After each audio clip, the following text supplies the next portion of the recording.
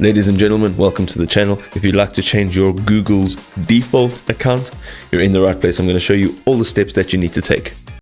Okay, so ladies and gentlemen, we're in Google Chrome, and here we have a few options on the top right-hand side. What we're going to do is our profile picture at the bottom over here, not the top one, but the lower one, okay?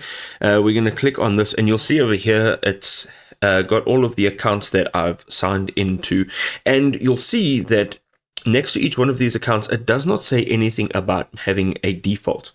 Now, if you perhaps click on one of your other accounts, we're now using this account.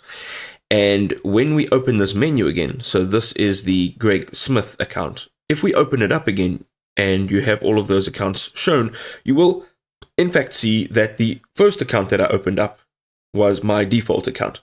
Now, the way this works is your default account is the first account that you open on your Google Chrome. So let's say perhaps I log out of all of these accounts. So let's say I'll say sign out of all accounts and then I sign back in.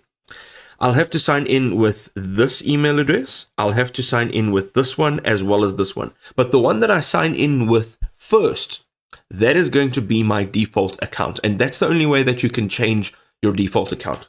You can also have all of your accounts a default account in their own windows. So let me show you how you do that.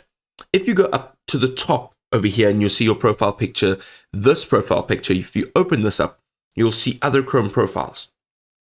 Let's go and let's say we want to click on the Greg Smith account. Now you can see that this email account is the default for this account. And if I did add additional email accounts here, you will see that this email address is actually the default account. I can do the exact same if I go back in here and I open up this window again. Any one of these, let's say Bob, if I open this one over here on the right hand side, once this appears, if I open that account up, it will show me that there's only this account. And if I add an additional account, they will all be secondary accounts, and this will now be my default account. I hope this was insightful.